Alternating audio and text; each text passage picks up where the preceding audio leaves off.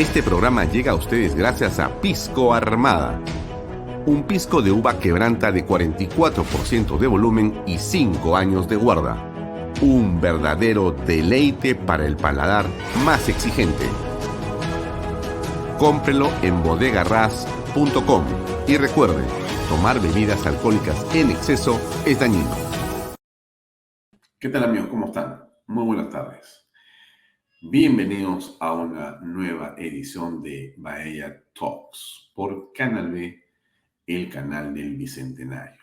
Buenas noches ya a esta hora y siempre un gusto compartir con ustedes reflexiones, conversaciones y demás sobre el acontecer, digamos, local o internacional, ¿no? Desde Canal B nos sentimos muy honrados siempre por la presencia de cada vez más personas que nos siguen en las redes y nos siguen en las plataformas que tenemos. Como usted sabe, Canal B es un ecosistema que tiene redes sociales, que tiene página web, que tiene aplicaciones, que tiene convenios con diferentes portales en diferentes partes del mundo y que tiene también convenios con diversos canales de cable o operadores dentro de la ciudad de Lima, en la zona más popular y a nivel de todo el Perú.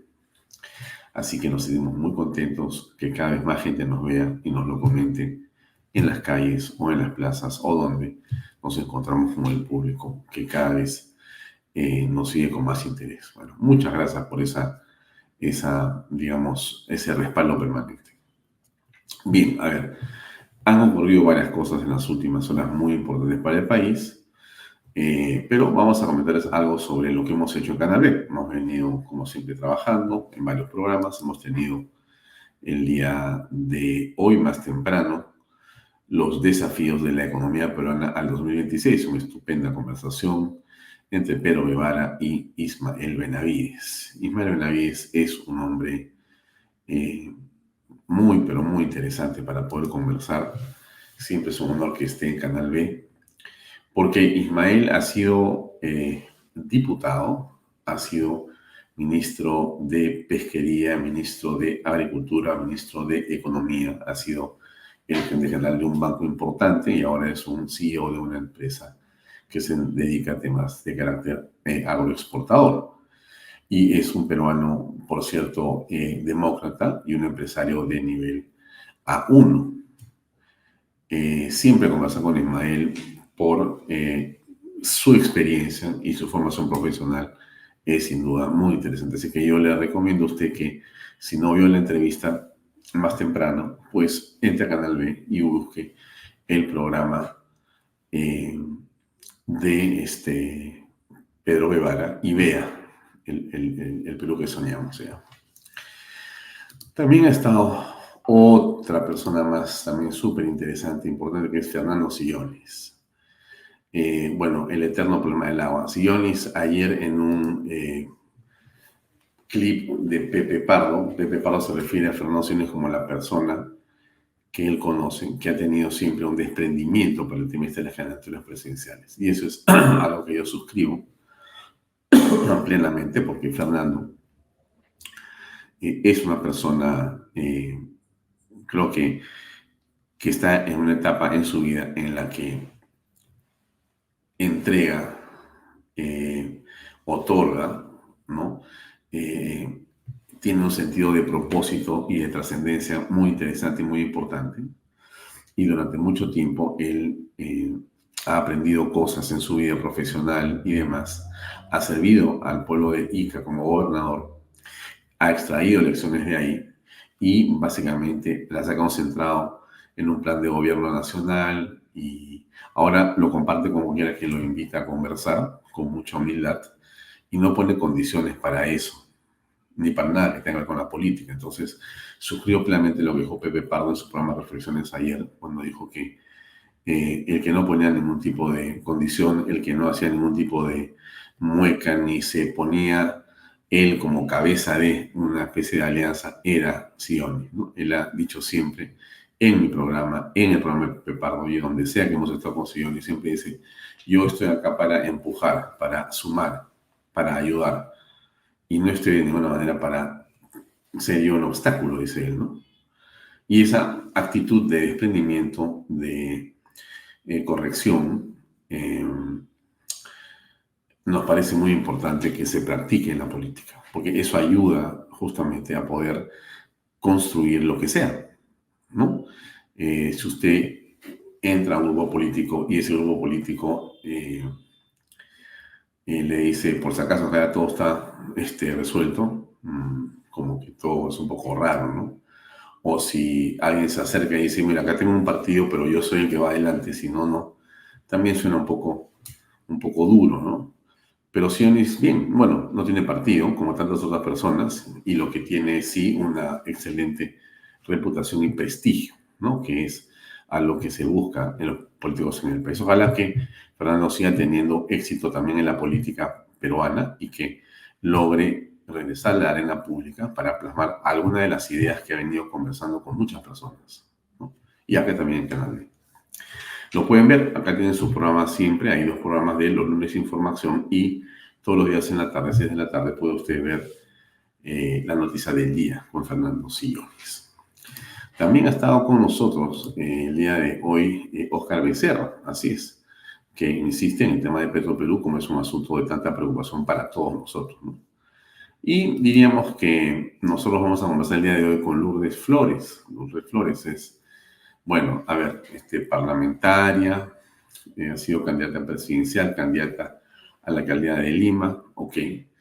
Lourdes Flores es una política muy conocida. Ella es pepecista del Partido Popular Cristiano, ha tenido siempre una vinculación en ese partido, en el que ha, digamos, militado y milita desde siempre. Perdió la inscripción en la última elección y la han recuperado. Ahora tienen al señor Carlos Neuhaus como, digamos, principal puntal, como candidato presidencial o solamente presidente del partido.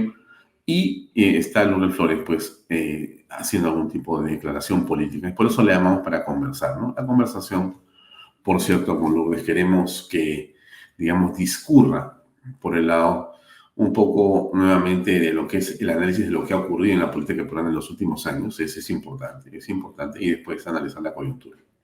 Ahora, alguien me preguntará y me dice, ¿por qué invitas a personas que han sido, ¿no?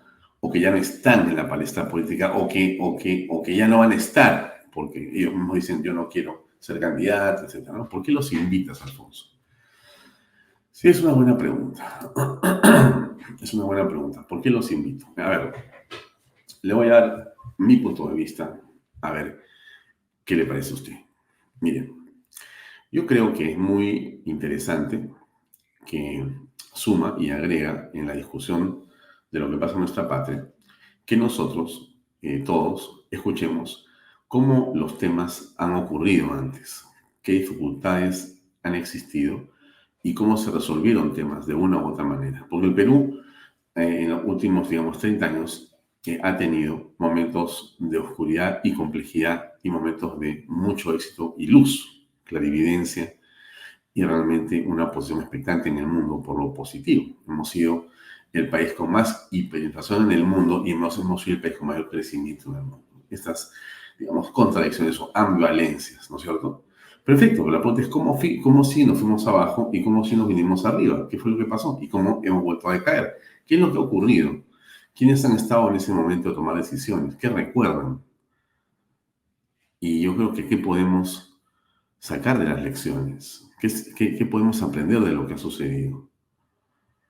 Y por eso es que yo hablo, a veces mi programa es un programa geronto periodístico, ¿no? Porque es un programa que llama a personas mayores. Porque quizá yo tengo la información de escuchar a las personas mayores, porque desde muy pequeño yo escuchaba a mi padre, que era mayor que yo, por supuesto, lo escuchaba con mucha atención y reflexionaba sobre lo que él me decía. Y consideraba que tenía un juicio muy correcto, muy adecuado, muy ponderado, muy equilibrado. Era un hombre que tenía una cultura vasta, ¿no? Y un análisis, para mí, muy correcto. Entonces, yo escuchaba a este hombre que hablaba con otros hombres mayores y a mí solo me dejaban sentarme a escuchar. Entonces uno ha escuchado y ha aprendido a escuchar opiniones diversas, distintas, pero siempre interesantes. Entonces, cuando yo invito a algunas personas que tienen algunos años de edad, por cierto, todos son mis invitados, gente a la cual yo respeto muchísimo, por supuesto, ¿no? Mientras algunos jóvenes que también vienen tienen posiciones claras, muy puntuales sobre ciertas cosas, tengo la oportunidad de conversar con ciertos mayores para preguntarles cosas más contextuales e históricas, porque de esa manera nos permiten mirar el horizonte para saber cómo se hizo antes, qué dificultad y cómo se superó la dificultad.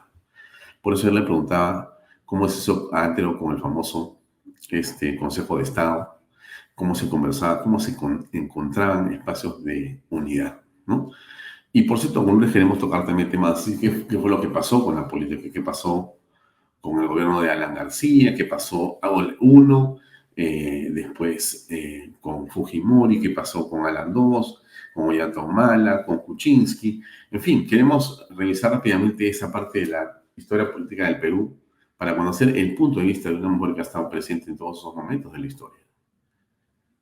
En algunos ella ha participado de una manera que muchos hemos creído correcta, en otras ha participado de una manera que hemos creído incorrecta, pero es parte de la conversación que quiero tener con Lourdes Flores. Por supuesto, muy interesante, seguramente.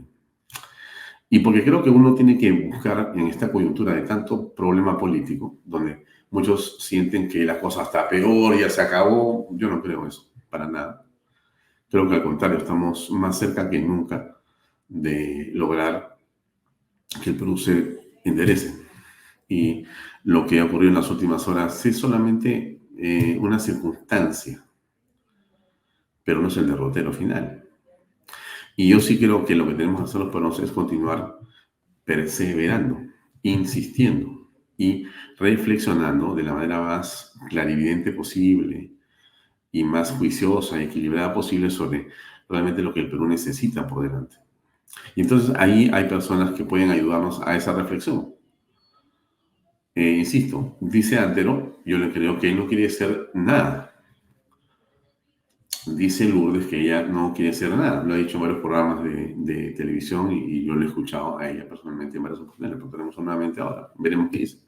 Pero entonces yo creo que puedes extraer de ahí una serie de lecciones sobre estas personas que han pasado por la arena pública, ¿no?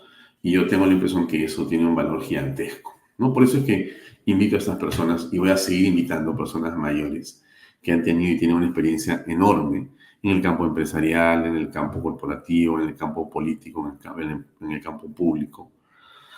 Porque, bueno, me parece que cualquier esfuerzo por reconstruir el país, que cualquier esfuerzo por hacer que la patria sea mejor y que tenga un futuro para nuestros hijos, pasa por no dejar de lado las lecciones de quienes han estado antes en la palestra, ¿no es cierto?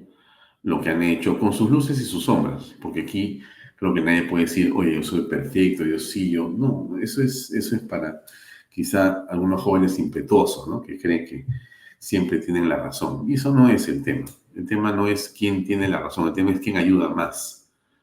El tema es quién tiene una mejor perspectiva para compartirla con los demás, ¿no? ¿Qué propósito te alumbra para poder estar con los demás peruanos? Eso es lo que creo que es importante en estos momentos. ¿Cómo podemos ayudar a que las cosas se compongan? Y en esa posición y en esa dirección está Canal B y está este humilde colaborador suyo. Así que no nos vamos a detener en discutir si la cosa está blanca, roja, negra, amarilla, azul o sin color, porque creemos que hay cosas más importantes. Sinceramente se lo digo. Dejemos para otros medios la, digamos, lamentación, ¿no? Cero lamentaciones. Vamos a conversar con Lourdes Flores aquí en Bahía Talks por Canal B, el canal del Bicentenario. Adelante.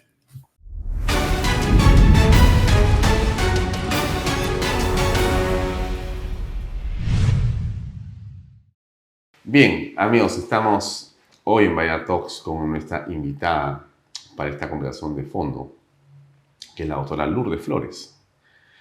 Creo que no necesita mayor presentación. Lourdes Flores es parte de la historia política del Perú. Lourdes, ¿cómo estás? Encantada, Alfonso. Muchísimas Gracias por acompañarnos, Feliz. Gracias por visitarnos aquí en Canal B.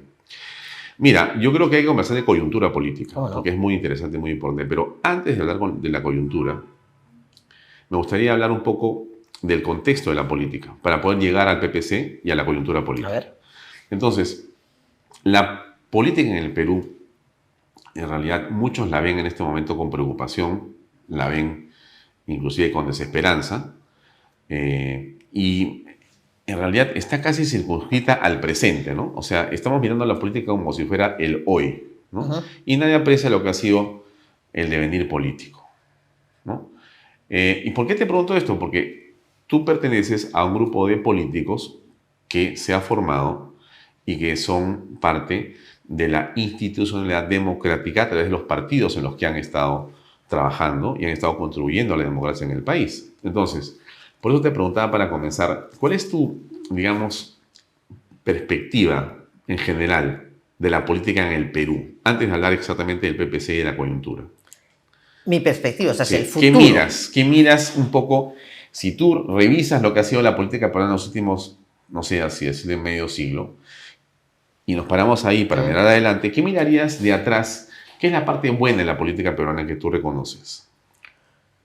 Yo creo que la política peruana,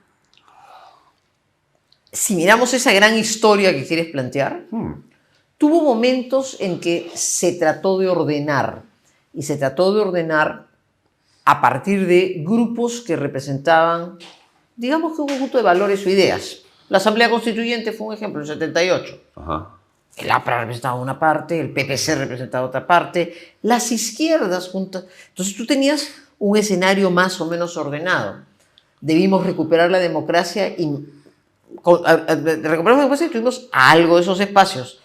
Te diría incluso que después de la caída del Fujimorismo, el Fujimorismo después compró todo, volvimos a tener unos espacios políticos. Y todo eso se ha desmoronado. Entonces, ¿qué tuvo de bueno en su momento? Porque esos espacios a su vez venían de grupos, y esa es mi experiencia, que eran escuelas. Uno se sentaba en la última fila a escuchar a alguien que te transmitía una experiencia y un conocimiento como cuando hace con la escuela con el maestro. Eso se ha desmoronado. Perspectiva.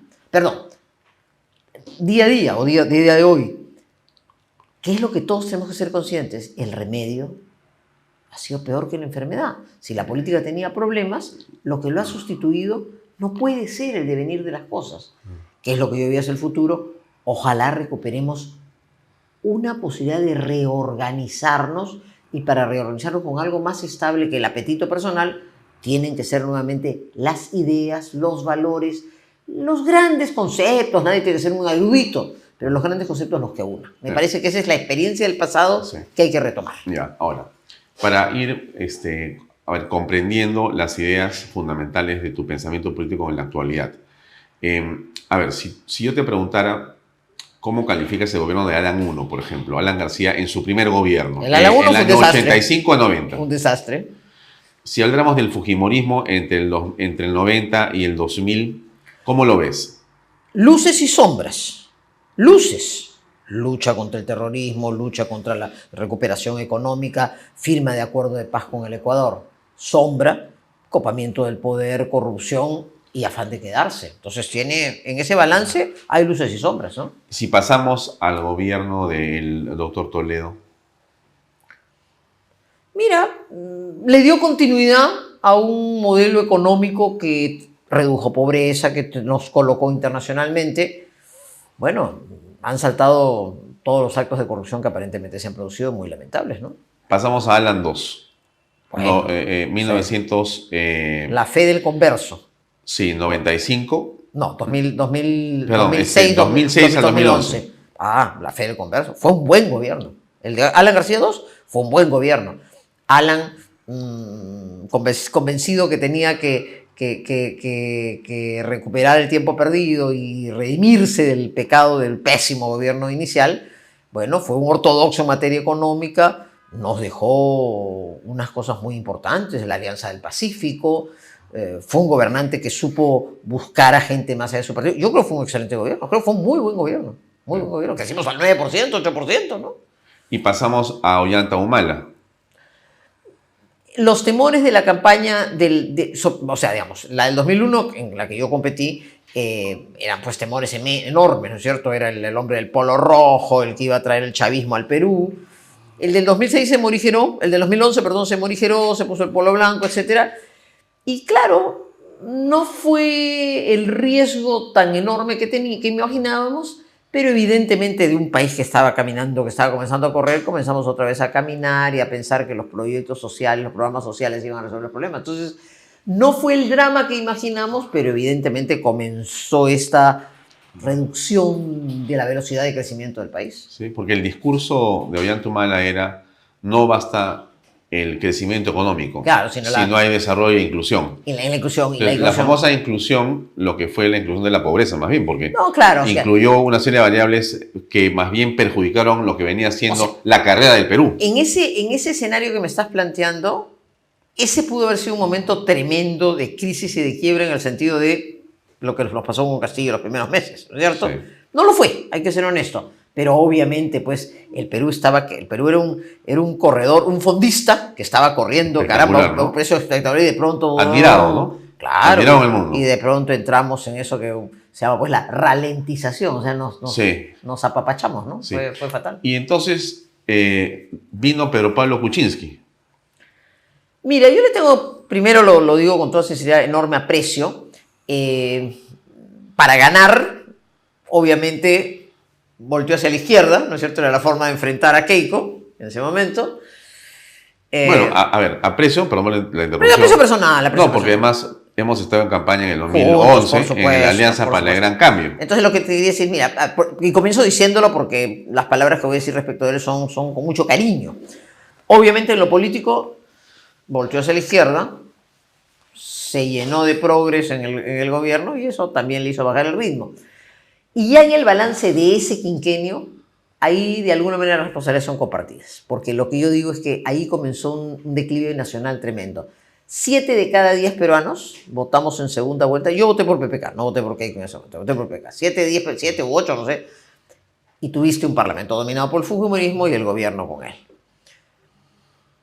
Fracasaron las conversaciones con el cardenal. En paz descanse, el doctor Bedoya me dijo que él había recibido una visita de Keiko Fujimori ofreciéndole la posibilidad de un diálogo que nunca se produjo, pero perdimos una oportunidad de oro para el país. 7 de cada 10 peruanos en este lado de la cancha y un pleito tremendo que le ha costado, por supuesto, muchísimo a Keiko Fujimori y que terminó en el final de PPK y ahí la rodada cuesta abajo, ¿no? Y ese pleito que tú acabas de identificar como un elemento aparentemente desestabilizador. Tremendo. Porque hubiéramos podido recuperar el ritmo de Humala y volver a crecer. Pero fíjate, interesante, porque entonces dices, 7 de cada 10 estábamos en un lado de la cancha. Digo, sí, realidad, bastante. Sí. En realidad, yo lo he comentado en este programa también varias veces. El Perú en ese momento, o sea, cuando se produce finalmente en la primera vuelta, el pase a segunda vuelta de Keiko y de Pedro Pablo Kuczynski, el Perú había dado en los números, en las bolsas del mundo, un salto hacia arriba. Por supuesto. Dijeron, este país va a ser Singapur, va a ser Corea del Sur. No lo para nadie, no porque lo para nadie. Si la derecha ha tomado el Congreso y el Ejecutivo, solamente lo que pasó es hacia arriba. No podía ser otra forma. Así es. Pero la segunda vuelta convirtió el escenario en algo imposible de predecir. Y la pregunta es, ¿qué fue lo que pasó en tu experiencia después de haber visto esto con varios años de distancia? ¿Qué fue lo que ocurrió? ¿Quién dividió al país teniendo esto que muchos hemos reconocido como un momento de oro? ¿Por qué se nos escapó de las manos? Bueno, a ver, primero, voy a contestar tu comentario. A pesar de que la campaña perturbó eso, hay que decirlo con claridad y con pesar.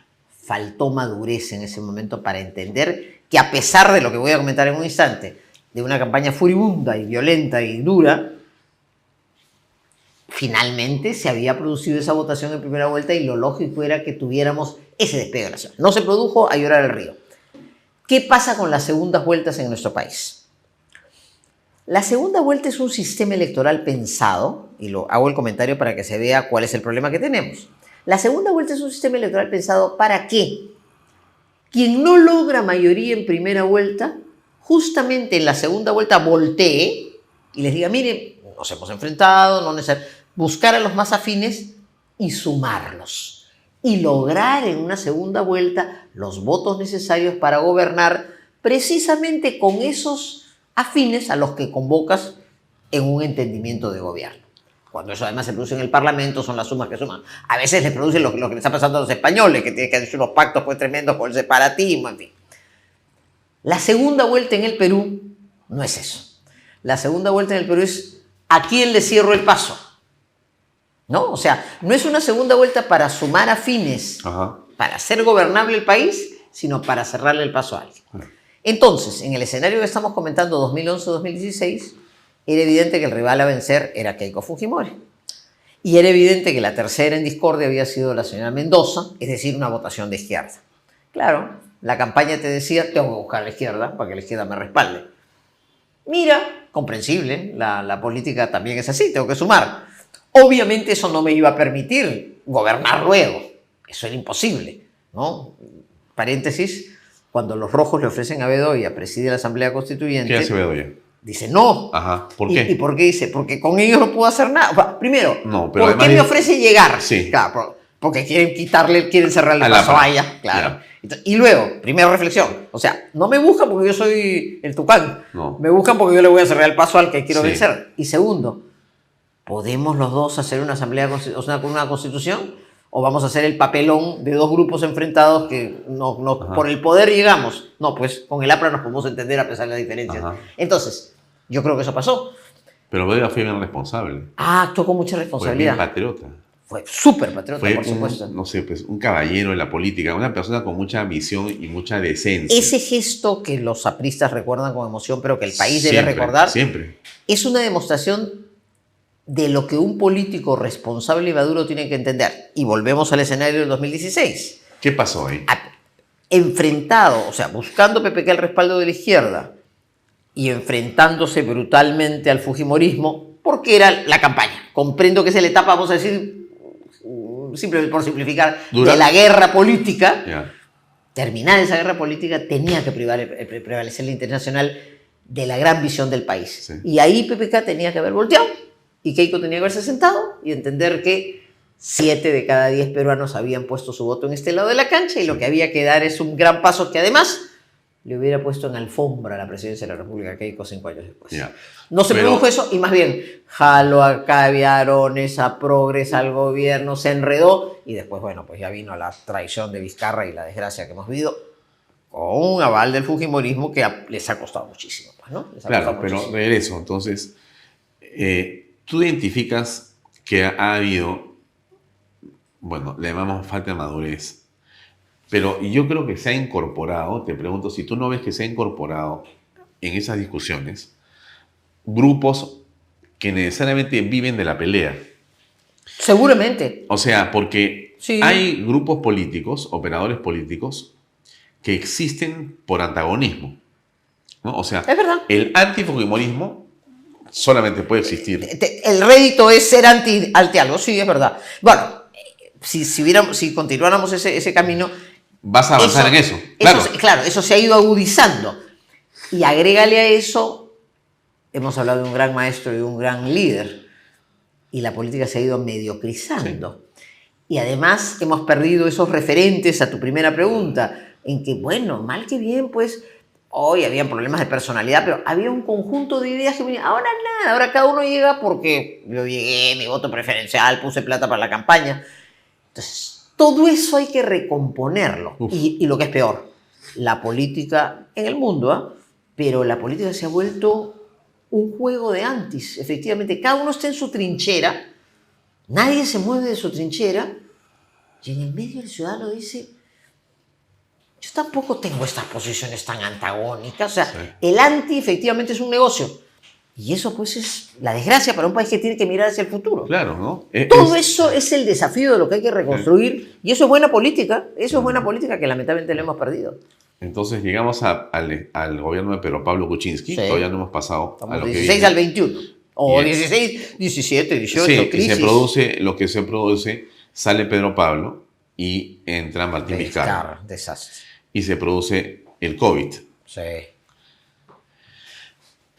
Y después viene la vacancia del señor Martín Vizcarra, ¿no? Viene Sagasti. El apartamiento del poder de él, el golpe a Merino, Claro. que es muy importante en la Muy historia importante. política del Perú, sobre todo por cómo se construye ese golpe, por quienes apoyan ese golpe a Merino Sí, señor. responsable, medios, operadores, empresas, empresarios, de una manera realmente antidemocrática.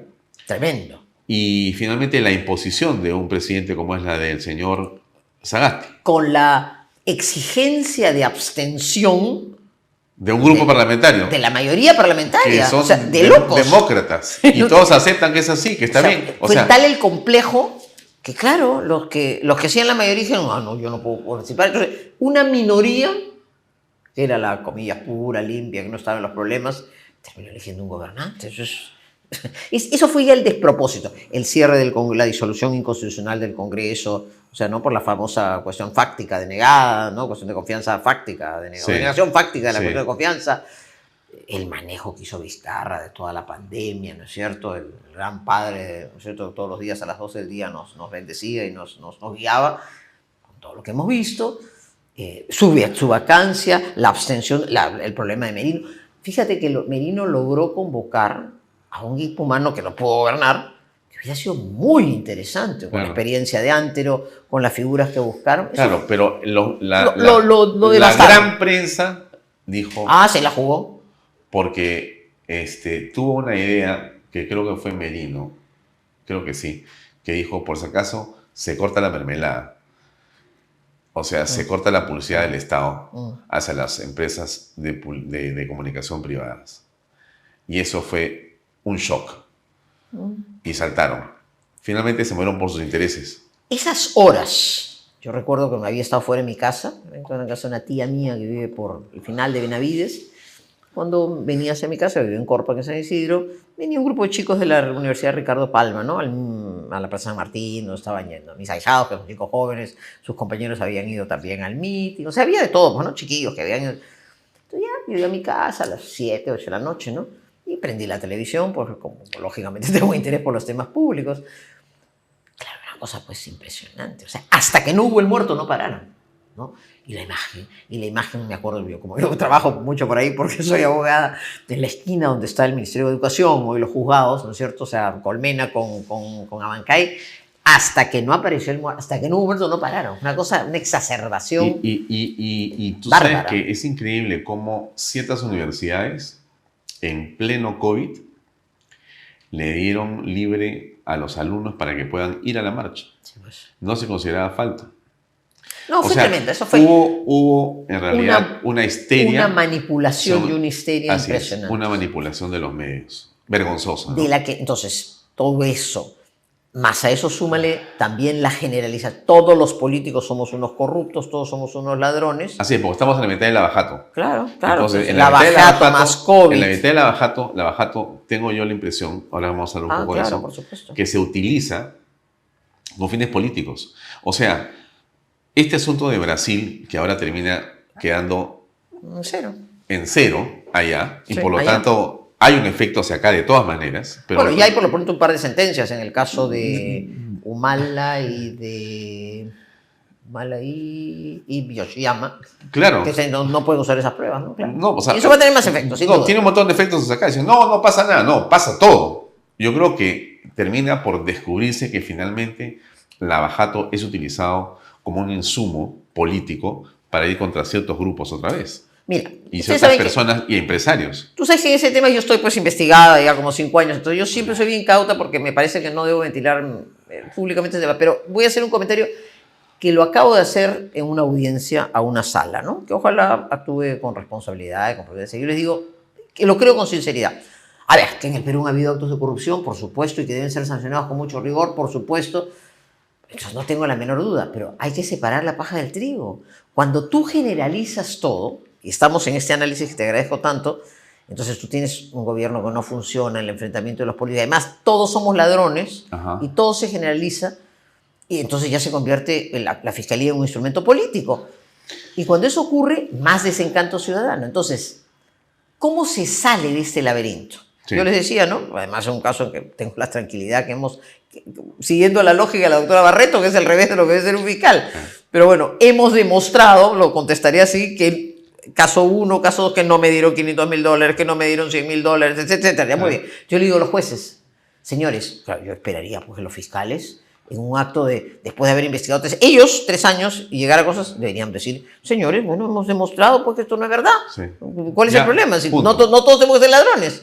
No, tienen que seguir. Yo digo, el Poder Judicial tiene que cumplir un papel, ¿no? Claro. Entonces ahí es donde hay que encontrar, para que sea pues una institución del Estado la que ponga cotos. Si no, tendrá que ser el Tribunal Constitucional. Pero eso no puede ser, pues eso es un daño tremendo a la política. Sí. ¿No? Eso es lo que se llama el lawfare o el uso de la ley de mala manera para hacerle un daño irremediable a la política. Eso hay que corregirlo, por supuesto Lourdes, que sí. Eso ha ocurrido, sigue ocurriendo. O sea, estamos inmersos en una batalla judicial donde hay quienes han capturado la Fiscalía, el Ministerio Público y el Poder Judicial para hacer una especie de sicariato.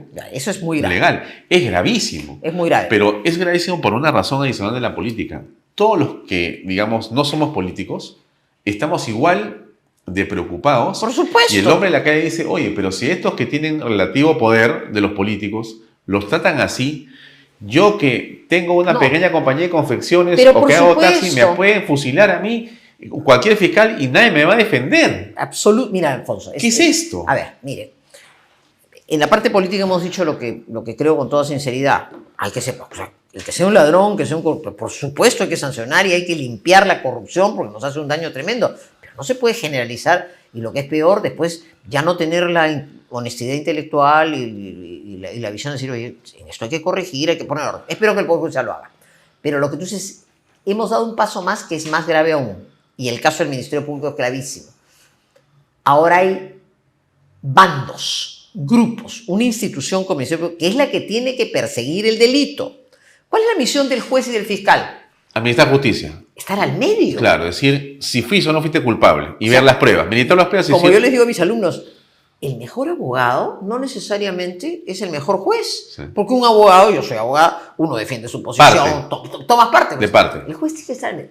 Si resulta que el que tiene que estar al medio y ser objetivo se parte, hay grupos, hay bandos, y yo soy un fiscal abajo, pequeño, adjunto, provincial, entonces estoy viendo, a ver, mira, pues yo resulta que mi superior está en el lado A, no, entonces yo fallo, pues como ese fiscal, pues no va a ser que yo falle acá, porque entonces el otro me voltea. Es decir, hemos perdido toda objetividad, no solo para los grandes casos políticos, para el caso cotidiano. Claro. Cada uno está... Además, si tú sumas que el Poder Judicial es altamente provisional, entonces el juez tiene que estar midiendo, a ver, ¿qué piensa mi presidente de corte del que yo dependo que me quede un año más? Mi presidente de corte está en el lado A. Yo me alineo acá. No vaya a ser que después...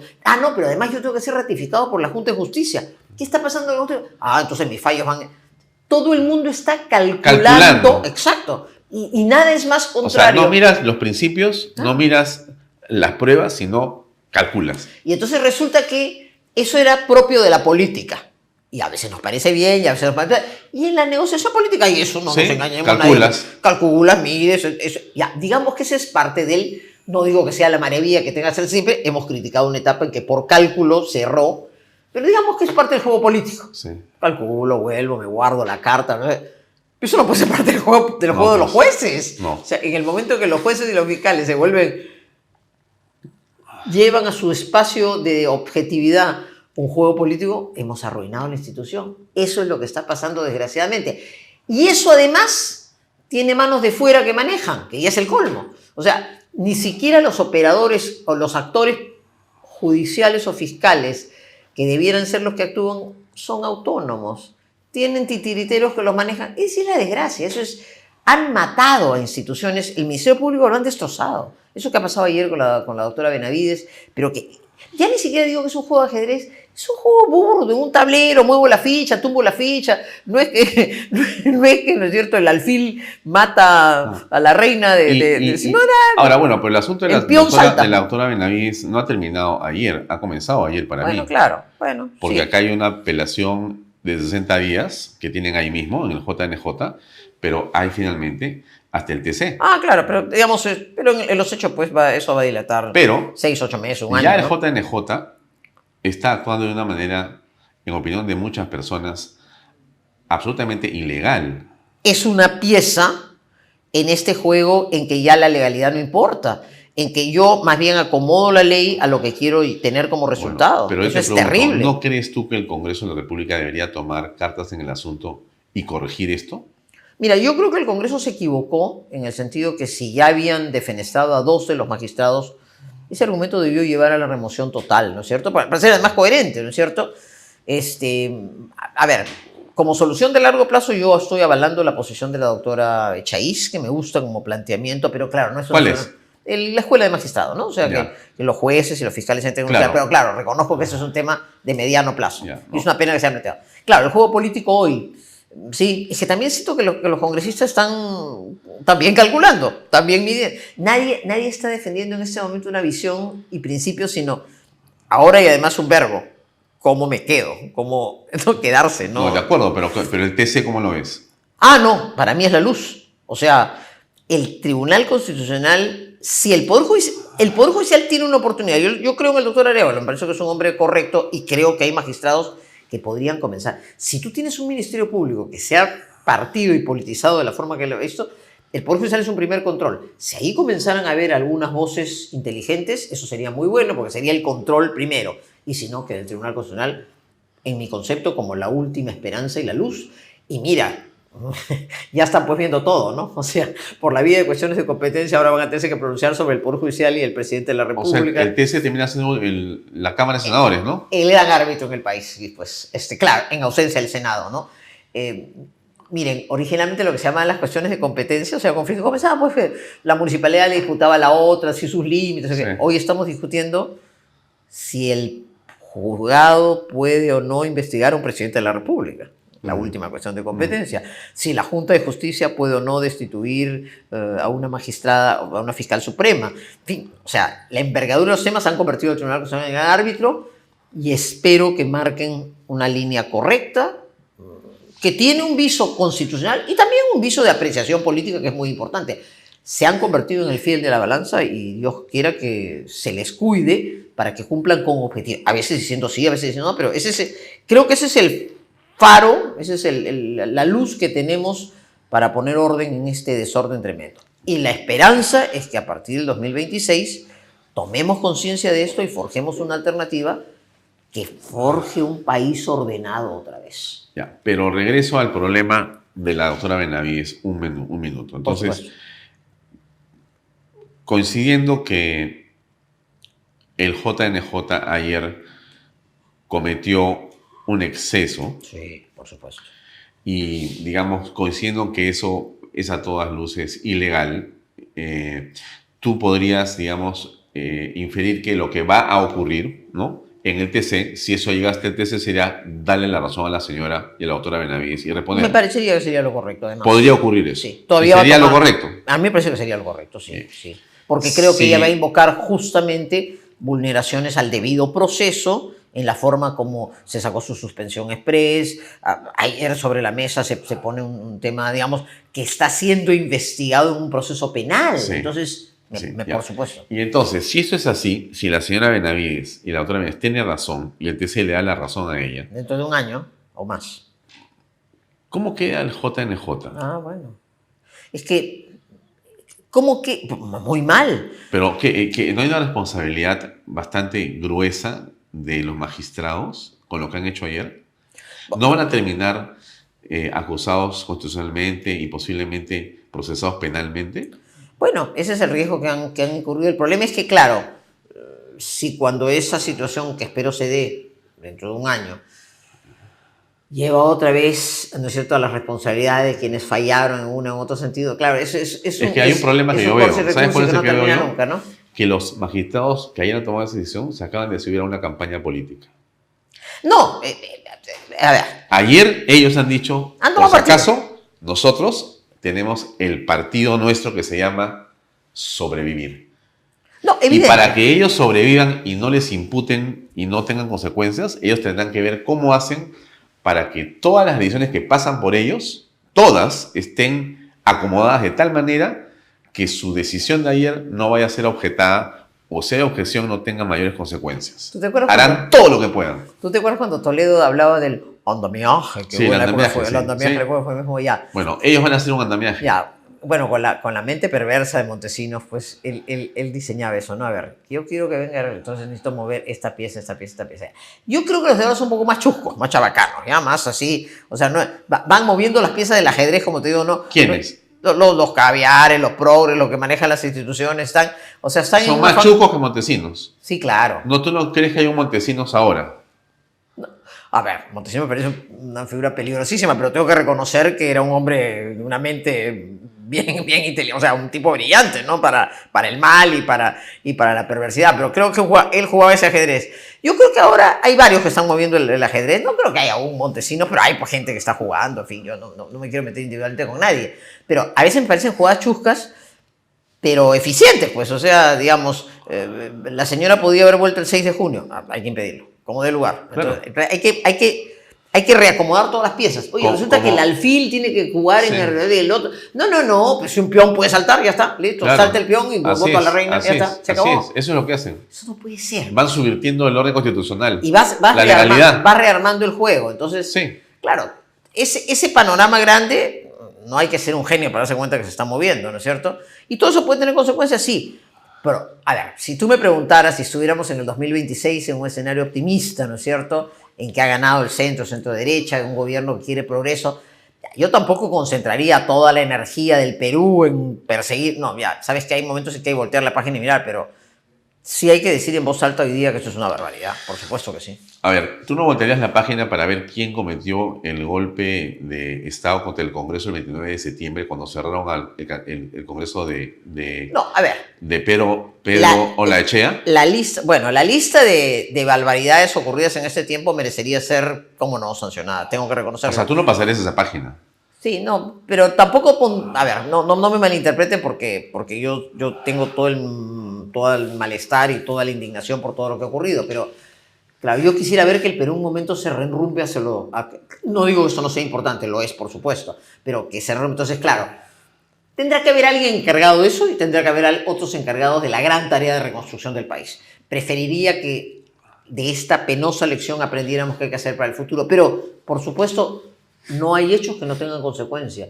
Y quien cree que ejerce el poder porque está en el momento en que tiene todas las fichas, no le va a pasar nada en el futuro, bueno, no conoce nada de la historia del Perú. Es que tiene que haber un responsable, Lourdes. Sí, probablemente. No, o sea, digamos, si tú me preguntaras qué papel me gustaría a mí apoyar, yo voy a estar en el llano, pero me gustaría más la tarea de reconstrucción, pero estoy de acuerdo contigo. De acuerdo, pero tampoco se puede pasar por agua tibia las cosas. En un hipotético discurso en una plaza de Lourdes Flores, a mí me gustaría escuchar lo siguiente. A ver. Te voy a decir, yo te diría, bien, me vas a hablar del social cristianismo, de la familia, del futuro. De la inversión, del futuro, del trabajo, de la confianza, pero también me gustaría escucharte los que destrozaron hablar de la memoria. Está bien, no, tienes razón. Y rendirle culto a la memoria significa no dejar los muertos del COVID sin un responsable. No, es verdad. Y esa ruptura del orden constitucional que hubo con Martín Vizcarra y el grupo de gente que lo ayudó, no puede quedar de ninguna manera como un hecho ocurrido y que, en fin, dediquemos a otra cosa, porque sería una falta de respeto a la propia Constitución de la República. O sea, no puede ser. No, está bien, está bien. Ese discurso me lo prometes en algún momento hacerlo. Sí, que me tengo que estar en la plaza. Por eso, en algún momento, en una placita o plaza, o plazota, pero lo podrías hacer así. O comentando. Y Dios quiera que si es que tengo la posibilidad de poderle decir a gente que llegue al gobierno, oye, mira, efectivamente, la tarea es el futuro, pero el pasado no se olvida, es verdad. Claro. Lo que yo quisiera es que, claro, o sea, lo que pasa es que estamos en la tormenta, ¿no? Y entonces, en medio de esta tormenta, nos vamos dando cuenta de esto se movió. Y la gran pregunta es, volvemos al 16, ¿no? Claro, para retomarlo, nos hemos adelantado un poco. No, está muy bien. Pero ese es el dolor que yo siento, ¿no? ¿Por qué, si teníamos todo para armarnos, de pronto hemos caído y caímos en Castillo? O sea, ya esa fue la debacle. Entonces hay que recuperar, no es para llorar, no es para echarse a llorar. Hay que levantarse de eso. Nada de llorar. ¿Cómo no? Te doy la razón que no, tampoco se puede pasar por agua tibia las cosas, pero hay que levantarnos para tener un horizonte y mirar con serenidad, con prudencia, sin seguir en este... sin ánimo de venganza. Buen punto. Sin ánimo de venganza. O sea, la venganza no ayuda. Porque además... La ley. Sí, de que se aplique la ley. Ahora espero que la agenda tenga muchas otras cosas propositivas y de acción importante que no, por supuesto, no creo que se van a producir de acá al 26. ¿Cómo qué? No, digo, pues Perú tiene que reordenarse. Completamente, no, totalmente. O sea, esos son los grandes temas nacionales, ¿no? No, por supuesto. Y tengo muy poca esperanza que en estos 2 años eso vaya a ocurrir, ¿no? Difícil, ¿no? Muy difícil. Ya, pero regreso entonces al tema del 16. Entonces salimos de Sagasti y entramos a Pedro Castillo. Entonces en Pedro Castillo se produjo un hecho también que llama la atención, y es que una parte de la ciudadanía identificó la gravedad de esto y se movilizó. Sí. Te he visto, nos hemos encontrado en la calle marchando contra Pedro Castillo y sus barbaridades anticonstitucionales. Y bueno, me da mucho gusto verte, sinceramente, en el lado, no sé si llamarlo así, con el cariño que te tengo además, en el lado correcto de la historia, ¿no? Siempre estás en el lado correcto solamente desde tu punto de vista. En algún momento yo creo que estuviste del lado en el que yo pensé que no estaba bien que estuvieras ahí. Y me dio pena. Que la revocatoria, supongo, ¿no? Claro. Yeah. Porque yo consideré que ese no era el lugar del PPC, sino el otro. Pero estaban ustedes peleados con Castañeda, pues, entonces tampoco iban a estar con Castañeda. No, fíjate que en eso... Gracias, es muy... Uno tiene que hacer yo tendría tantas cosas que revisar de mi propia vida política, sintiendo tranquilidad de conciencia. O sea, es de verdad, yo no siento que nunca he hecho nada traicionando lo que creía. Puedo haberme equivocado, seguramente, de hecho me he equivocado en muchas cosas, pero, a ver, eso es interesante, ¿no? Porque eso tiene que ver también con una reflexión. El doctor Bedoya y yo coincidimos en eso desde el inicio, ¿no? O sea, yo había perdido las elecciones, ¿no? Sí. ¿No? Interesante la reflexión. Júzguenme con todo derecho como corresponde. Entonces, claro, viene la revocatoria contra mi rival, que me ha ganado en las elecciones. Entonces uno dice, ¿qué es lo que toca? La primera tentación humana es decir, bueno, ahora me toca pues vengarme, ¿no es cierto? O contestarte, o sumarme al cargamontón. Yo no conversé eso con el doctor Bedoya y dijimos, no, hay que dar una señal de respaldo a la autoridad. No es a la señora fulana de tal o fulana, no, es a la autoridad, es al que ha ganado, es el que legítimamente ganó, ¿no? Entonces, claro que la revocatoria es una posibilidad constitucional. Yo voté contra ella, dicho se paso, en la Asamblea Constituyente, en el CCD, yo no estoy de acuerdo. ¿Por qué? Porque yo creo en la democracia representativa, ¿no? Pero bueno, decimos eso. Primera razón, o sea, hay una autoridad que ha sido elegida y yo he sido más bien la derrotada. Lo de un demócrata es decir, bueno, si hay una autoridad que ha ganado, déjala pues terminar, ¿no? Y segundo, salimos además, le llamamos el no del PPC, en defensa de nuestros regidores, que venían haciendo una tarea muy valiente, muy correcta. Una digresión pequeñita. Pero daría la impresión que los que han votado en contra de Villarán para que salga no son demócratas. No. Porque dices tú, los demócratas es que continúe, o sea, que lo antidemócrata es que se vaya. No, porque... No. A ver, yo he hecho yo dije porque sí se vaya. Y yo soy demócrata. Y ya está bien, ok, no, por eso no nos vamos a pelear por eso, pero yo entiendo que hay una posibilidad constitucional, que es la posibilidad de revocar una autoridad. Está en la ley. Yo voté contra eso. En tu constitución, la que tú estuviste como... Con mi voto en contra. No importa, pero tú la firmaste. Pero está bien. No estoy diciendo que sea inconstitucional, eso no lo he dicho. Es una posibilidad tremendamente legítima, ya. Bueno, vamos a ponerlo así para no ofendernos. No, pero no me estás ofendiendo. Tienes que decir la verdad nada más. No, está bien. Con la verdad no se ofende. Pero eso estoy explicando por qué estuvimos en esa posición, que entiendo que los que somos afines les pareció mal, ¿no es cierto? Incluso al interior del partido había gente crítica, tomamos la decisión y respaldamos y jugamos muy lealmente en favor de la causa. Lo que estoy diciendo es que en esa medición, esa ponderación, pensamos, del doctor Bedoya para abajo, varios, que había que respaldar a esa autoridad que había ganado legítimamente. Bueno, otro sector de la gente pensó que no. A la postre se ha demostrado que, bueno, que la defensa mantuvo en el poder a una persona que, mejor dicho, que para defenderse y en el poder ha tenido que recurrir a los recursos que le están costando todo el problema que le están costando. Pero bueno, nosotros actuamos creyendo que era la forma de defender un acto democrático que había sido la elección de esa autoridad.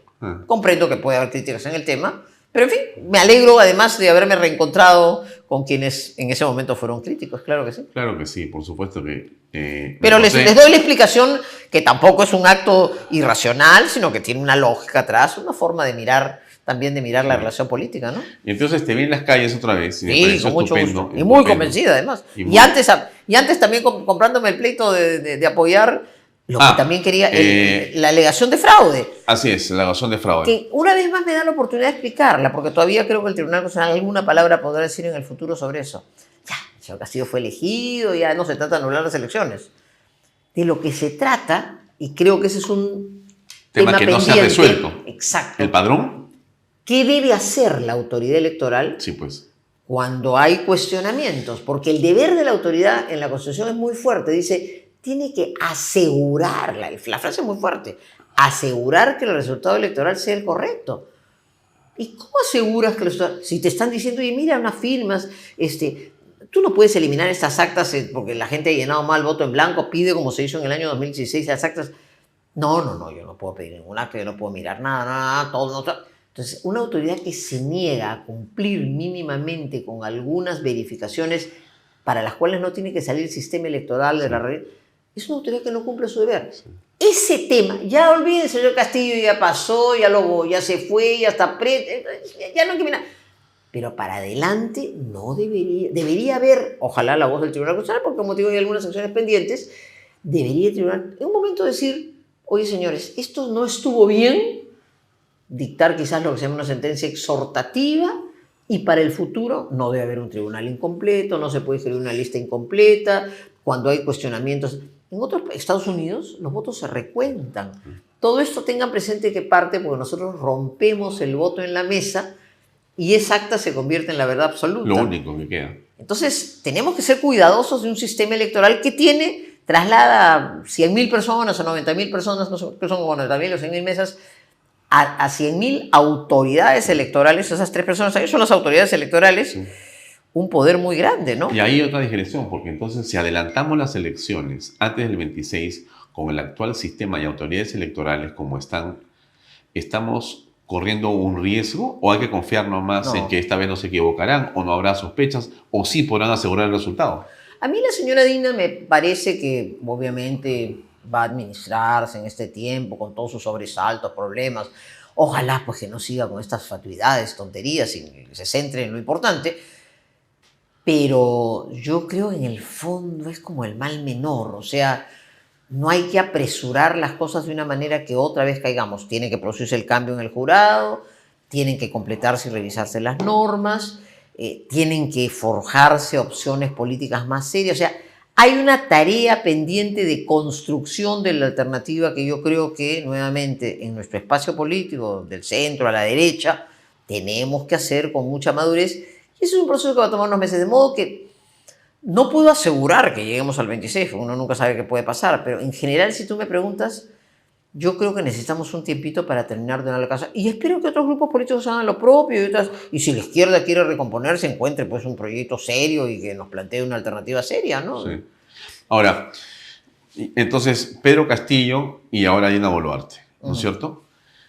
Lamentablemente se producen estos muertos entre diciembre del 22, después del golpe de Estado de Pedro Castillo, que dura unas horas, y, digamos, el control de la situación que se produce varios meses después, ¿no es cierto? Porque hay marchas y contramarchas, hay 500 movilizaciones violentas, como ha señalado la presidenta Boluarte, y se producen estas muertes. Un hecho luctuoso, un hecho tremendo que es como el sino y es el nacimiento del gobierno de Boluarte. Es bien difícil decirlo así, pero es así. Entonces, estamos ahora en esta situación, ¿no? Con estos enfrentamientos. ¿Cómo ves ahora sí la política hacia adelante? ¿Cómo ves el Perú hacia adelante? Cumplido este ciclo por el que tengo muy poca esperanza, pero que espero en medio de todo, esperaría en medio de todo que pudiera ser algún esfuerzo por poner orden, enfrentar el crimen, que Patá se controle, ¿no es cierto? Que la policía se mejore sus sistemas de inteligencia, que lo que se escucha de voces como... Que ese control de la seguridad fundamental, ¿no es cierto?, que debe merecer, vinculando al tema que has hecho, que por lo tanto debe merecer un respaldo ciudadano y de la ley, porque si les pedimos a las Fuerzas Armadas y a la policía en general, a las Fuerzas Armadas, a la Fuerza del Orden, que actúen con el orden constitucional y luego tenemos un cuchillo contra ellos, estamos muertos. Quizás en algunas reflexiones que yo haría de mi pasado, en que, claro, en los años del autoritarismo de los 90 yo también fui muy crítica, ya con mirar las cosas con perspectiva digo, quizás en este tema o este otro debimos actuar de otra manera, porque creo que uno tiene que también aprender de sus experiencias. Pero bien, esperaría eso, esperaría que se vea un poquito de orden para, no creo que grandes inversiones vengan, pero para que, o sea, la familia peruana está muy golpeada, el pequeño empresario está destrozado, para que se vea un poquito. Eso para pasar estos 2 años. ¿Cómo veo la política del futuro? ¿Cómo me gustaría que se produzca?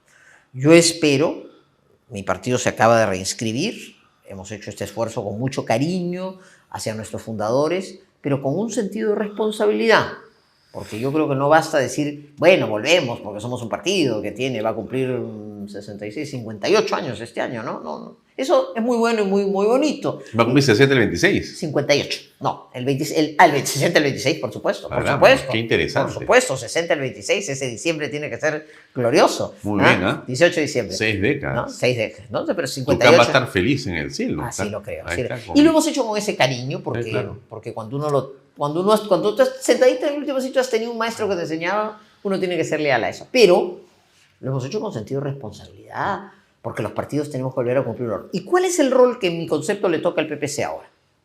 Primero, por supuesto, forjar un liderazgo alternativo, moderno, nuevo. Nuestra carta es Carlos Neuhaus, es el presidente del partido, y me parece que es un hombre que transmite valores que hoy día hay que tener, eficiencia, honestidad. Queremos, en segundo lugar, trabajar muy intensamente en nuestra organización, porque no solo esperamos participar en las elecciones de abril, sino también en las de octubre, noviembre, municipales, regionales, que te obligan a tener presencia en todo el Perú. Eso es muy importante.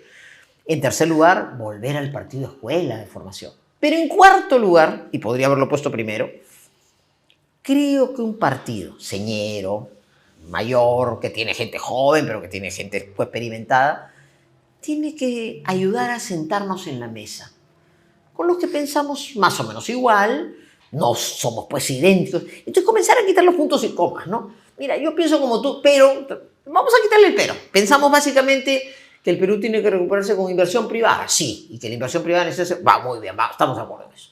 Pensamos que el Perú necesita orden, ¿no es cierto? Y que las Fuerzas Armadas y policiales tienen que cumplir papel y que el gobernante tiene que... Va, me alegro mucho. Y así, ¿no? Creemos en la economía social de mercado, que fue un gran aporte del PPC en la Asamblea Constituyente del 78. Muy bien. Y eso significa libertad económica, pero también un Estado que cumpla, ¿no es cierto?, un deber de enfrentar los monopolios para que no haya mercantilismo y que cumpla su labor social. Si estamos de acuerdo en esas 4 o 5 grandes cosas, busquemos a la mejor gente y con un poquito menos de egoísmo veamos cómo nos podemos unir. Todos, ojalá, no se puede todos, por lo menos bloques. Yo creo que esa es una tarea que un partido con experiencia podría ayudar y espero que lo hagamos. Creo que todos estamos persuadidos que esas son las tareas que tenemos que cumplir. Ojalá lo podamos hacer. Ahora, claro, el problema comienza en el detalle, pues como siempre. Eso es la vida. O sea, como... El diablo está en los detalles, claro, dice el refrán, ¿no? Dices, bueno, vamos a casarnos para querernos siempre, perfecto. Nos casamos. Esa es la vida, pues. Pero me dejas el cuarto desordenado, llegas tarde, te vas con los amigos o no sé qué, ponete y comienzan las peleas, el detalle ahí, agarras a las patadas. Entonces, concretamente, por ejemplo, ¿no? ¿Qué haces con la Agenda 2030? ¿La suscribes? No, a ver, yo creo que la Agenda 2030, el otro día le escuché a una chica inteligente, a Evelyn Knudsen, hacer un análisis muy interesante del que yo no había hecho. Y acá estuvo Yolanda Caxi hablando del tema. Poniendo en chat, GPT se llama, ¿no? Sí. Palabras como libertad o familia, sí. ¿no? Entonces creo que aparecen 1 o 2 veces en todo el documento, sí. ¿no? A ver. Pero pones género sale, y no aparece a ver, 150. Yo no voy a ocultar con toda transparencia. No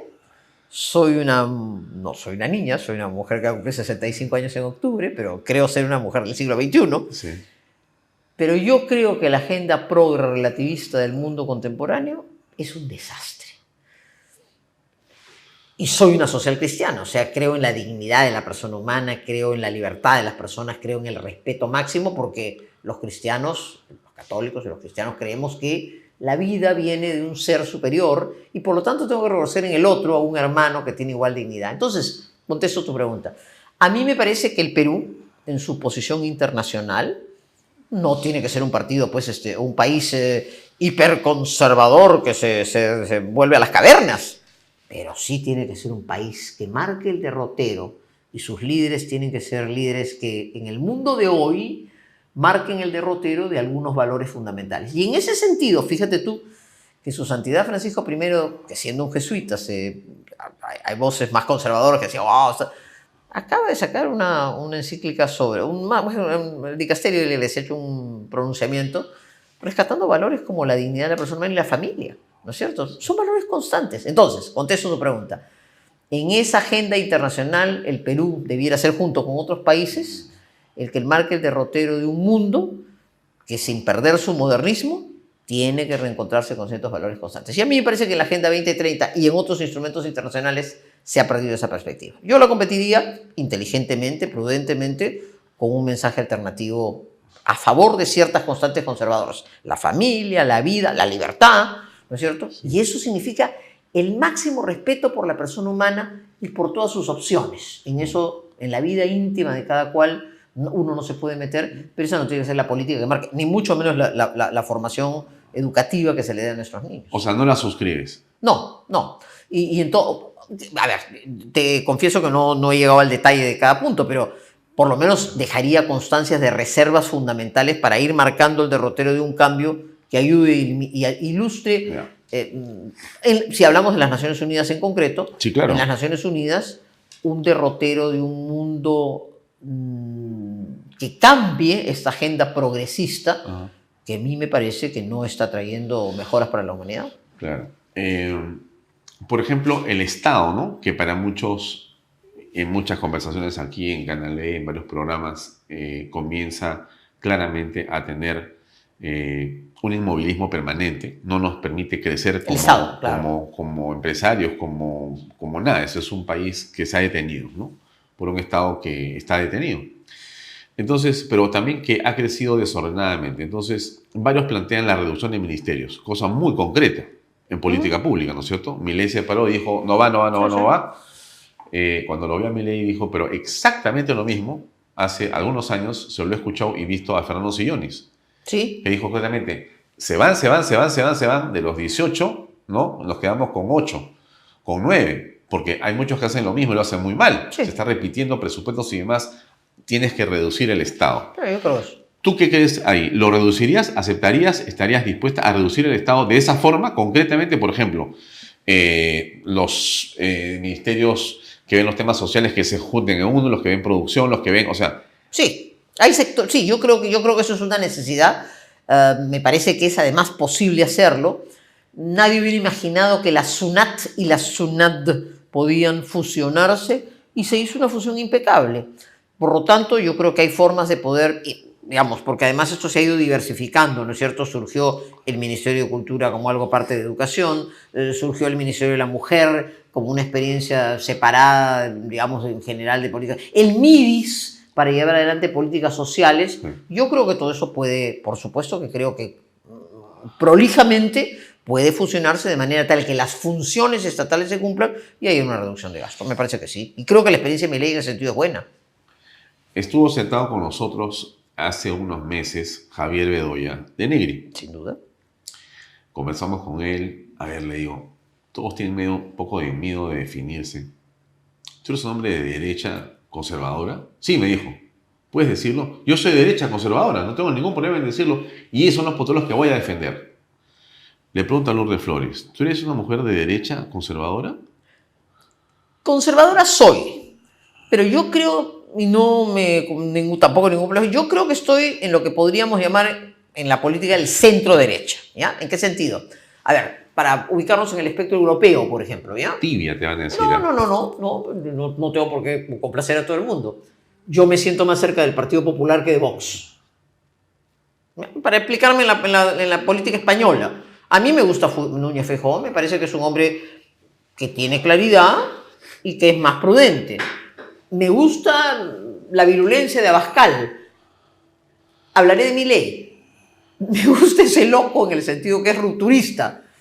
Ahora, el incidente reciente con Sánchez también es una reacción a las barbaridades de Sánchez. Entonces, con sinceridad, yo me siento en el centro derecha en el sentido que tengo posiciones un poquito menos radicalizadas en algunos temas, pero sin duda soy una persona conservadora. Creo que hay valores conservadores en la sociedad que hay que mantener y creo que el modelo económico que el PP se defiende, que es una economía social de mercado, es el justo equilibrio entre la libertad económica, que no creo que debe claudicar para nada, y un papel que no está pintado en la pared para el Estado. Sí. Esa es mi posición, pero creo que hay que intentar un esfuerzo con sectores incluso un poco más... Yo que soy conservadora, hay sectores más conservadores que yo, y a veces en eso ya pues hay una discrepancia también natural, ¿no? Y es parte de mi libertad guardar sí, claro. Cierto... ¿Y con qué discrepas? No sé. ¿Alguna veces, cosa? Pues, A ver, debo reconocer que a veces un poco más de formas, ¿no? Por ejemplo. A ver, yo que soy una defensora férrea, por ejemplo, de la idea de la familia y del padre como formador, como la educación de la familia, sí, claro. A veces escucho unos discursos que ya me parecen demasiado intolerantes frente a otras críticas. Yo creo que ahí... ¿Qué dicen qué? ¿Sobre qué, por ejemplo? Creo que son más un tema de lenguaje que de contenido, porque en el contenido de lo esencial estoy. Entonces, por eso digo, son matices, pero quizás soy a veces un poquito más tolerante, como actitud, ¿no? Claro. Como estoy tan persuadida que colocarte en la trinchera para tener el anti puede dar ciertos réditos, pero no es el camino, trato a veces de ser un poquito más tolerante. Quizás, mira, la crítica que me has hecho a mi posición frente a la revocatoria sea una expresión también de mi forma de ser, ¿no? O sea, no me dejo tan fácilmente... Contra Castillo sentí toda la virulencia para salir al frente. Estaba Sendero Luminoso llegando al gobierno, ¿no es cierto? Claro. Entonces había que ser virulento, había que ser... Si no hacíamos todo eso, el tren nos pasaba, había que hacerlo. Pero en general, debe ser pues también que ya pasan los años, ¿no? Y uno se va volviendo un poquito más tolerante, más conciliadora. No, y por eso... Yo a veces creo que... Tú eres más joven, pues. Tú eres un muchachón. No, a veces yo digo... Y por eso me ubico en el centro derecha. Yo me parece que ahí estoy cómoda. Pero yo te escucho hablando de que no vas a firmar la Agenda 2030 o harías observaciones... Porque te alegra, pues, ¿no? Y harías observaciones, me parece muy bien. ¿De fondo? Claro, pues, y claro, digo claramente, porque detrás, no es porque me parece, no, porque detrás... Y no firmaría Escazú. Claro, porque detrás de eso está el progresismo. Ah, claro. Ah, no, en eso soy clarísima. Entonces, aquí el progresismo es el que quiere tomar también el país. Y entonces, a eso es a lo que uno se opone, ¿no? Yo no creo en las agendas esas de la familia en el sentido, como le llaman, antidiluviano, para nada. A ver, te voy a poner un ejemplo, ya si hablamos del tema. Yo no hubiera aprobado una ley que dijera que la homosexualidad es una enfermedad, creo que lo han dicho, ¿no? Ya. No me parece. No he visto el detalle. No me parece. No lo conozco. No me parece. Me parece, con el mayor respeto, creo que ha sido la pastora Aguad. Pero sí me parece muy importante la ley, por ejemplo, esa no me parece... que permite que los padres puedan, si quieren, conocer qué cosa le van a enseñar a sus hijos en el colegio. Totalmente de acuerdo. Y después que se han dado a conocer textos, a ver. Pero claro, lo que ha hecho Flor Pablo cuando fue ministra y lo que se descubrió y se denunció en su momento, eso es enlaces a temas absolutamente pornográficos que le enseñan a los niños. No, eso no tiene. No puede ser. No, y además, a ver, la biología y la genética marcan un carácter natural de las cosas. A partir de ahí, entonces tú no puedes a un niñito de 5 años ponerle dudas sobre lo que su biología o genética le han conferido. Eso es una locura. O sea, es destrozar una base misma. Y luego, vamos a la familia. Si tú al padre de familia no le reconoces, los socialistas hablamos de la soberanía de la familia, no reconoces un poder educador por excelencia, que es nuevamente cuando uno mira su propia vida, es lo más importante que yo tengo como cimiento. O sea, yo soy lo que soy porque tuve unos cimientos tremendos, ¿no es cierto? O sea, esa fortaleza que te da saber que creciste en un hogar, que tenías unos padres que te enseñaban unos valores con los que compartían. Yo tenía la fortuna de ser hija única, con padres que eran además magníficos, dialogantes, educadores. O sea, eso no se puede destruir. Si una sociedad destruye eso, de repente tiene un PBI estupendo. Mira, no conozco Dinamarca, pero no es una sociedad que yo nunca he admirado, ¿no? Porque claro, que una chica a los 13, 14 años sea, digamos, ejerza el sexo libremente como regla, no me parece que es lo ideal.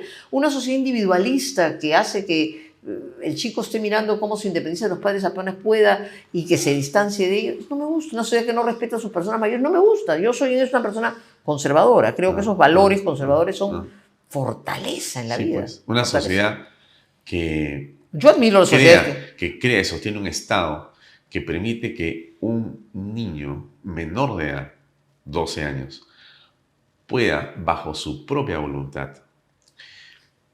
decir un pedir cambio de al sexo, Estado que se cambie de sexo. Eso no puede ser, pues. Y el Estado le entrega los dineros y la decisión sobre su cuerpo contra la de sus padres. Y si sus padres se oponen a sus padres, los meten presos. Eso es una locura que pasa en Estados Unidos. Y dicho eso, para también fijar con claridad, es una locura, es una locura. Y dicho eso, si un joven o una joven, varón o mujer, tiene una inclinación sexual para alguien de su propio sexo, tampoco el Estado tiene que ser, ¿no es cierto?, una sociedad que persigue y criminaliza. Para nada. ¿De acuerdo? O sea, absolutamente. No tenemos que ser tampoco irracionales, intolerantes. Pero la política, la pregunta es, claro, desde la política de Estado, ¿qué debe dar? En mi concepto, la política de Estado debe dar, primero que nada, a través de la educación, que es lo que, o sea, a través de la política, un respeto a lo que es natural en la vida, que es la familia. Así es. Respetar esa institución porque es la que forma. Pero como es lógico, en el mundo contemporáneo, ese niño tiene que pasar a una escuela, pública o privada, y a partir de ese momento pasa a complementarse su educación familiar por...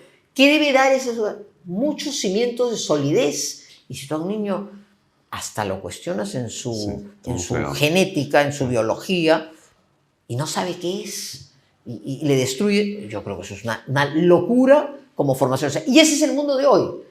Ese relativismo, esa sociedad líquida de la que hablaba Bauman, ese progresismo del mundo contemporáneo, a mí me parece una barbaridad. Y en ese sentido me confieso una persona conservadora sin ningún complejo. Ahora, la derecha ha sido acusada por la izquierda de ser básicamente defensora de los grandes negocios. Y en el Perú, lamentablemente, ha sido vista, y alguna, digamos, razón ha habido, porque se han camuflado detrás de partidos de derecha o la derecha mercantilistas. Es verdad. Y yo creo que, y quiero tu opinión, ¿no?, que eso es algo que no debe ser así, y que creo que la derecha tiene una oportunidad muy grande de replantear las cosas claramente, señalar, apartar y sancionar a todos aquellos que abusan de su posición de poder, que crean monopolios o tales, y que abusan de los precios, entre otras cosas, de las personas. Y eso es volver, querido Alfonso y amigos, al origen mismo de la economía social de mercado. Cuando don Mario Polar, pues ¿sabes cómo viene eso, no? Fíjate tú que en el dictamen que venía de la Comisión de Economía, don Ernesto Alaiza, que era un hombre, un católico, ¿verdad? Sin embargo, en el dictamen de la Comisión de Economía solamente hablaba de economía de mercados, como la Constitución española. Yo hice mi tesis sobre eso, ¿no? Entonces, yo decía, ¿dónde ha venido esto de la economía? Me revisé pues hasta la última página. Y un día le escucho al doctor Bedoya en una conferencia que hizo como por el homenaje de Alaiza y de Polar, y contó que Polar convence a Rodríguez Vildósola, aprista, y le dice, oye, mire, ¿usted quiere meter esto del Congreso Económico Nacional? Eso no va a pasar. Es la socialdemocracia. Pues, claro, ¿no? la socialdemocracia. Quería meter la famosa tesis aprista del Congreso Económico Nacional, que era una fórmula de planificación. Y dice, eso no va a pasar. Vamos a meter esto en la economía social de mercado. Los apristas le sonó mejor sin saber muy bien de qué se trataba. Y atracó. Y así vino la economía. O sea, se metió casi en la etapa contrabando, de contrabando. Pero inteligentísimo Polar, ¿no? Dicen que don Mario se sentaba con Prialé. No sabían de qué habían hablado, pero siempre terminaban poniéndose de acuerdo. Volvamos a la economía. ¿Qué hace Adenauer con Erhard, con Eucken? Un país destrozado por la guerra. trae a un ministro como Erhard y Erhard dice, hay que creer en la libertad. Comprenderán ustedes un país con precios controlados, con escasez. No, los socialdemócratas alemanes querían que mantener subsidios. No, hay que liberar la economía.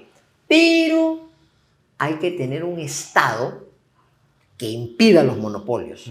Hay que tener un Estado, en otras palabras, que garantice lo que ellos llaman la competencia perfecta. O sea, el papel del Estado es que haya competidores, porque en la medida que hay competidores, ¿quiénes ganamos? Los consumidores. Así es que en esa materia, la economía social de mercado, que tiene una base liberal y que cree que el Estado tiene una tarea, la tarea del Estado no es meterse a impedir la competencia, es, enfrentando las situaciones de distorsión de la competencia, garantizar que se dé la competencia. Así que eso, a despecho de lo que algunos liberales han dicho de la economía social de mercado, eso es lo más fuerte de la economía social de mercado.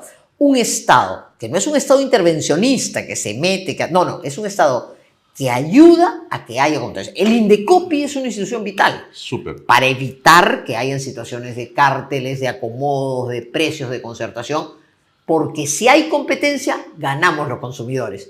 Y los humanistas decimos, y si ganamos los consumidores, somos las personas las que ganamos, es la familia la que gana, es el pequeño empresario el que gana. Las personas vamos adelante con la libertad, ¿no? Sí.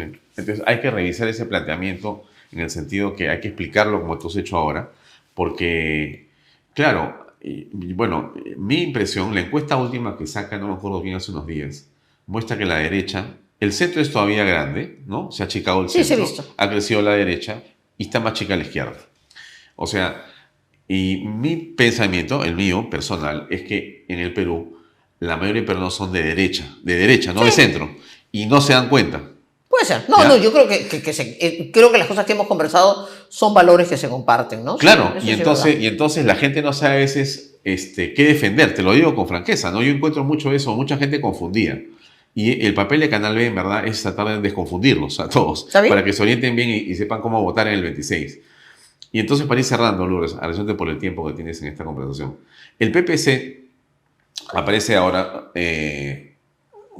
con, digamos, su inscripción y este nuevo grupo de personas que lo están ayudando a poder salir nuevamente a la palestra electoral. Tienes a Carlos Neuhaus como candidato presidencial o como presidente del partido, y en todo caso lo que viene por delante me imagino que será una etapa de negociación con otras fuerzas políticas, porque eso me parece indispensable. Fundamental. ¿Qué va a pasar ahí? Porque no sé con quién están ustedes. O sea, ¿por qué? Porque así como veo al partido aprista, que está lleno de entusiasmo, han llenado Hacho. Muy bien. Objetivamente. Sí. No sé cuándo será el PPC que llene Hacho. Pero algo hay que... No tenemos que... Un momento, va a haber. El partido cumple su aniversario es en diciembre. Quizás vaya a haber un congreso hacia octubre, por ahí. Quizás es un momento, digamos, importante para hacer un acto masivo, importante, ojalá con alguna presencia internacional. Claro. En fin, yo tengo estamos trabajando algunas ideas. Claro. Pero ¿cómo vas a hacer esa? ¿Con quién? ¿Interna o externamente? Externa, me refiero.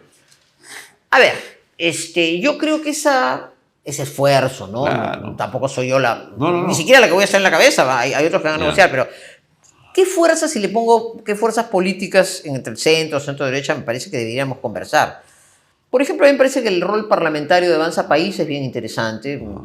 Y ahí no necesariamente... yo creo que Alejandro Cabero es una persona más liberal, ¿no? de lo que yo soy, pero me parece que es una persona que ha sido tan racional, tan inteligente, sus cosas. Adriana Tudela me parece una chica de lujo. En fin, yo creo que hay una bancada interesante y creo que es un partido que puede ser me sentiría muy cómodo si el PPC tendiera puentes con él.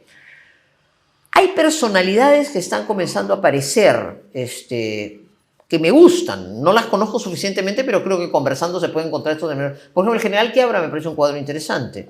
Añaños me parece un cuadro interesante. ¿No? Hay personalidades, tú has mencionado varias veces a Fernando Silloni. Sí, claro. Me parece de lujo. Me parece que Fernando debería ser un actor fundamental. ¿Qué rol juegue? Eso es parte de la negociación. Yo sí creo, me adelanto a decirlo, me han dicho que quiere ir solo, en fin, pero... sintiéndolos un poco más conservadores de lo que he expresado, pero yo sí tendería un puente de Renovación Nacional y Aporte. Renovación Popular. Renovación Popular, porque me parece que es una fuerza que a despecho lo que dice la izquierda, son los trogloditas, son más conservadores. A veces los almirantes, ¿no es cierto?, están en su buque y marcan la línea, pero me parece que hay gente valiosa con la que se podría tener perfectamente una coincidencia. Ya es una pregunta táctica, de táctica política, si es conveniente o no un entendimiento con el fujimorismo, si el fujimorismo debe tener su propio espacio y sumar a este proyecto.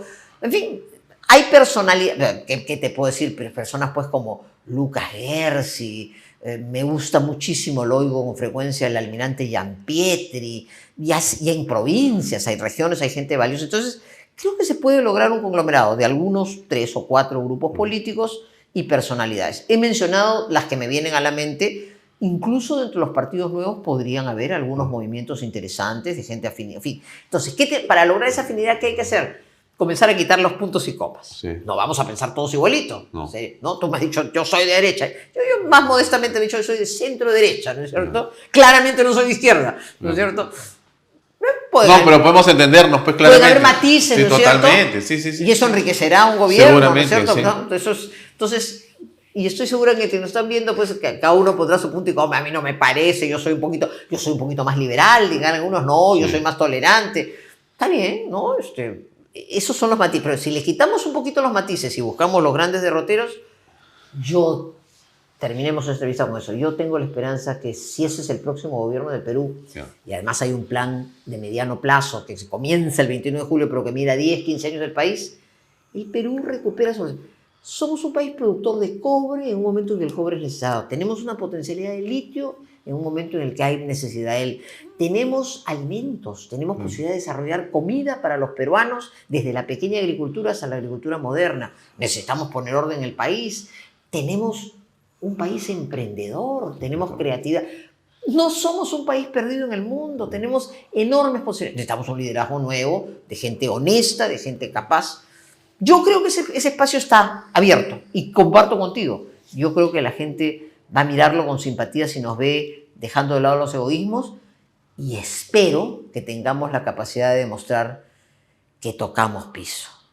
Que votar de la manera irresponsable como lo hicimos en la última elección, como lo hicieron en la última elección, nunca más se debe repetir. Pero que tenemos, gracias a Dios, me has dicho tú que Fernando Sillones ha dicho el otro día, Dios es peruano, y yo comparto esa expresión. Muy bien, claro que sí.